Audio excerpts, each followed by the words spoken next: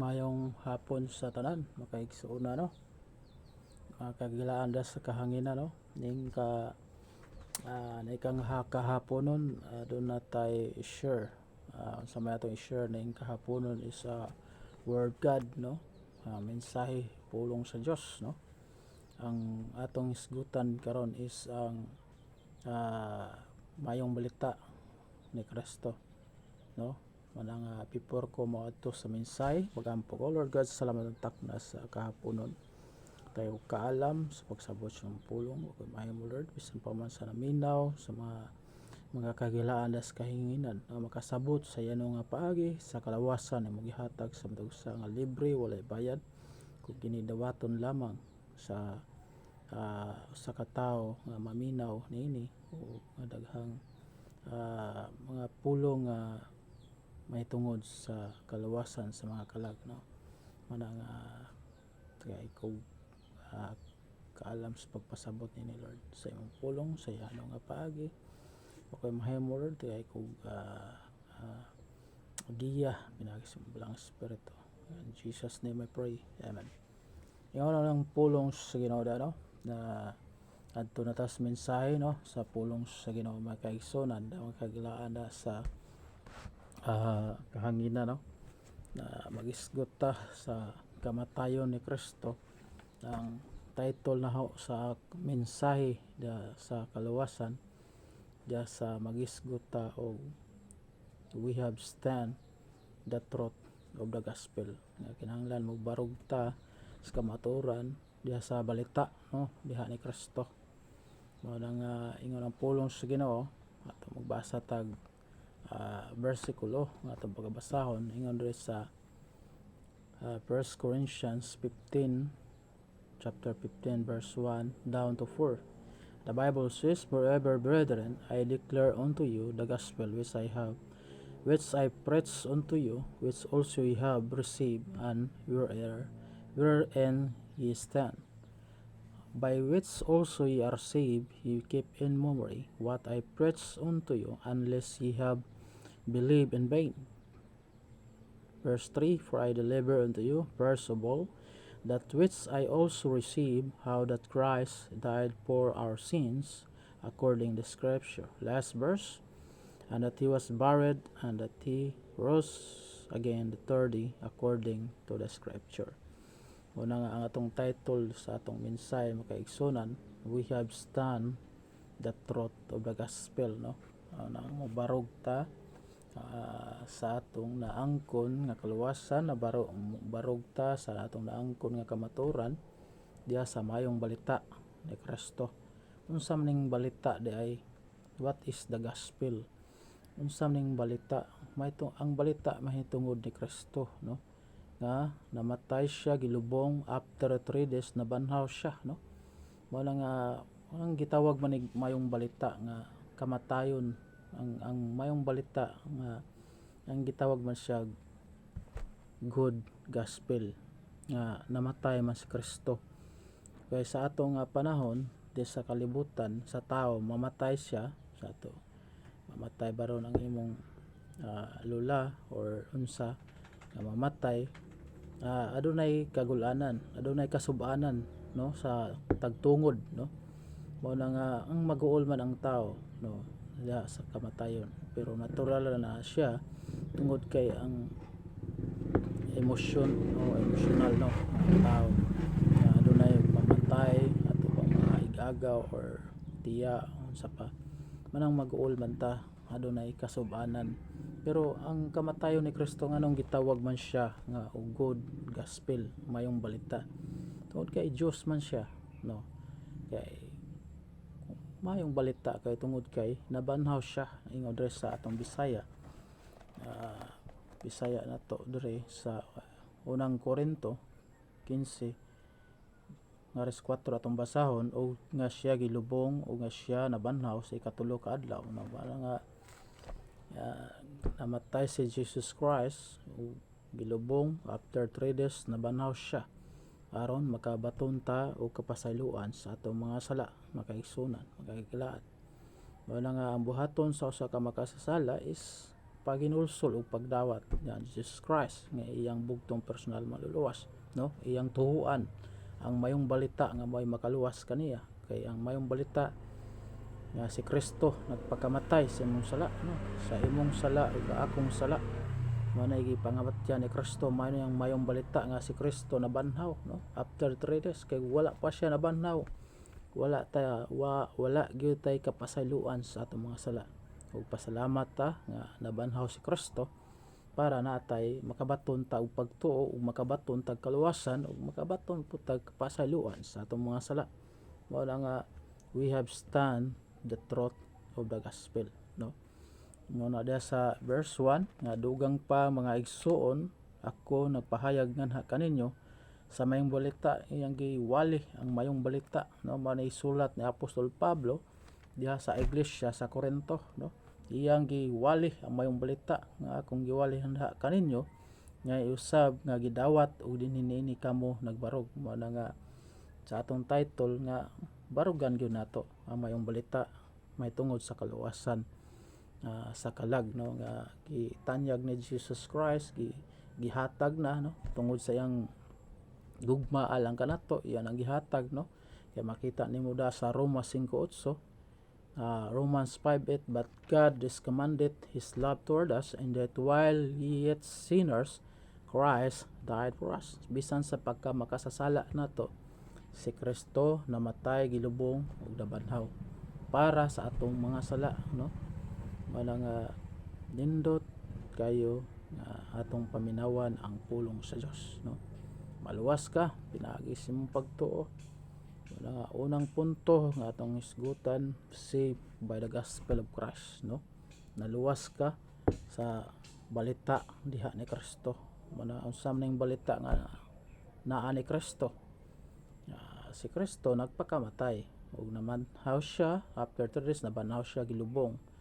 Wala nga sa diha nga nabanhaw siya, nakabaton ta kapasayloan sa atong mga sala kung atong dawaton o pasudlo nato sa atong kasing-kasing si Kristo, no? Mao ni mulihok nimo sa imong pagkinabuhi, paglakaw ning kalibutan sa diha nga imo nang gidawat si Kristo sulod sa imong kasing-kasing, no?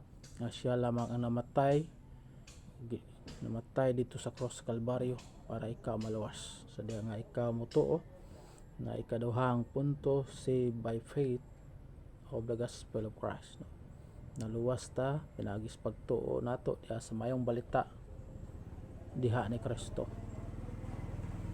Kay ang mayong balita nga naa ni Kristo makaluwas tungod kay makaluwas ni siya tungod kay nagpakamatay siya sa atong mga sala. Manay makaluwas ka nato, kay ang pamaagi sa kaluwasan pinaagi ra gyud sa pagtuo. Kaya naingon sa Efeso 2:8-9 na tungod sa grasya kamo nangaluwas pinaagi sa pagtuo, dili sa inyong kagulingong kahimuan, kini hatag sa Dios, no?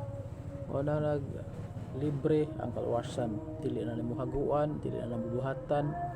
Kaya ang kaluwasan dili ka na ang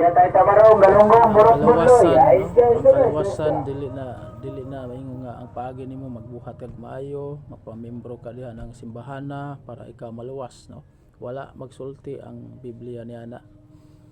Ang nagsulti ang Biblia, maluwas ka pinaagi sa pagsalig ug pagtuo diha nimo diha ni Kristo, kay walay laing ngalan nga hatag sa Dios ning kalibutan aron may pamaagi nga kita maluwas. Asa mabasa na ito diha sa buhat, no? Aritas Bisaya kay aron tataw ang pulong sa Dios magagilaan des kanina, no? Buhat 4:12, no? Yung ang pulong sa Ginoo. Yung ang pulong sa Ginoo, walay kaluwasan nga diha na bisan kinsa nga lain, kay walay lain nga ngalan nga ilalom sa langit nga gihatag sa mga tao, diin pinaagi niini kita kinahanglan nga maluwas. Unsa ngalan? Ngalan ni Kristo, ngalan ni Ginoong Kristo, maoy makaluwas kanato. Manang dili si Maria, dili ang Rebolto, dili si San Pablo, dili si San Lucas, no? Walay laing nga makaluwas kanimo, si Jesus Christ ra pinaagi sa imong pagtuo, no? Ngadto niya wala makaigsuonan, nindot ang pulong sa Ginoo nga motuo lang ta ni Kristo. aron kita malawas, no? Manang ingon dia sa buhat 16 nga mutuo lang ta, no?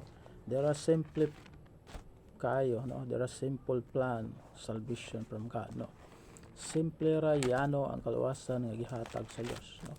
Pero sa mga tao gilisod-lisod pa nila, mubuhat pa sila para maluwas, mapamembro pa sa unsa nang simbahan, bisag unsa nga simbahan, bisag kapila pa daghan pang simbahan nga imong gisudlan pero wala ka wala gyud nimo makuan ang kamatuoran nga ang pamaagi sa kaluwasan pinaagi lang ni Kristo, pinaagi sa pagtuo, mutuo lang ka ni Kristo, maluwas ka paminaway son, no? Para ikaw maluwas kay ang kaluwasan sa madunggan nimo karon nga mutuo ka, no? Dili paulahi ang tanan. Ingon da sa buhat 16:31, ug sila mingon tuo na Ginoong Hesus Kristo ug ikaw maluwas ug ang imong panimalay. Wala mingon dia nga tuo buhat para maluwas, wala pun mingon dia nga tuo ug mopabautismo ka mubuhat pa ka, wala mingon ra jud ang Biblia, ang nag-ingon na jud ang Balaang Kasulatan makahigalaan nga mutuo natuo sa Ginoong Hesus para ikaw maluwas. Muna nga simple ra yano, no? Kinahanglan dawaton nato sa kasing-kasing Kristo pinagi sa pagtuo aron makita maluwas, makabaton ta kasiguruhan ning kinabuhi sa diha nga imong gidawat sa Kristo sa tinud-anay nahimo kang anak sa Dios, no? Makita nimo sa John 1:12, no? Last verse nga atong pagabasahon, John 1:12 ingon diri, apan ingon sa kadaghan nga midawat kaniya ngadto kanila mihatag siya og katungod sa pagkahimo mga anak sa Dios bisan ngadto kanila nga nagtuo sa iya ngalan, sa tanan nga modawat ug motuo sa ngalan Jesus Christ maluwas ug nahimong anak sa Dios, no? Nahimong anak sa Dios, tagaan na to ilustrasyon gamay.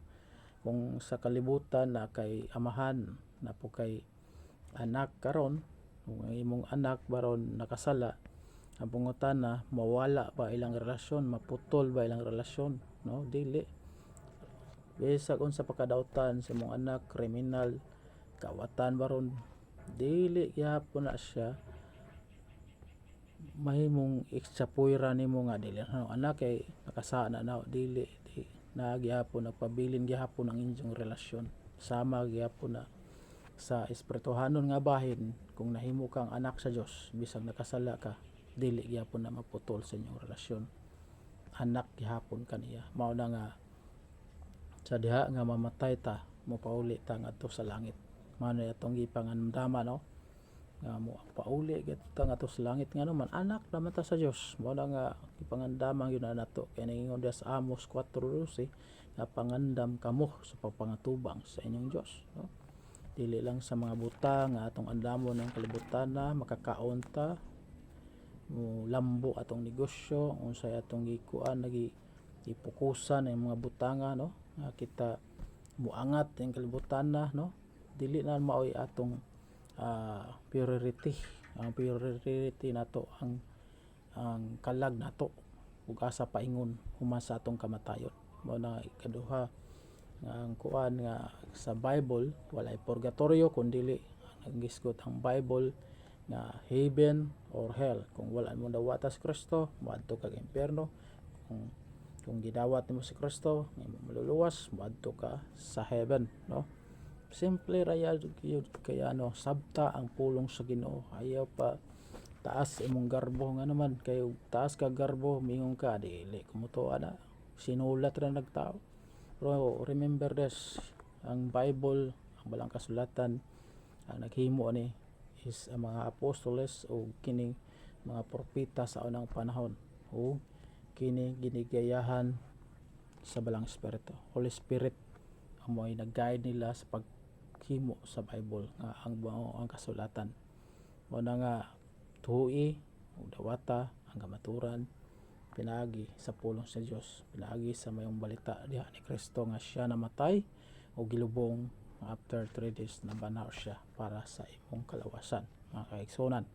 Mao na nga atong kuan diri atong title sa atong mensahe atong balikon. We have the stand the truth of the gospel. Number 1, saved by the gospel of Christ. Ikaduha, saved by faith of the gospel of Christ, no? Mananindot ang pulong sa Ginoo diha na kutob magampo ko, Lord God. Salamat sa pulong, in Jesus name I pray, amen.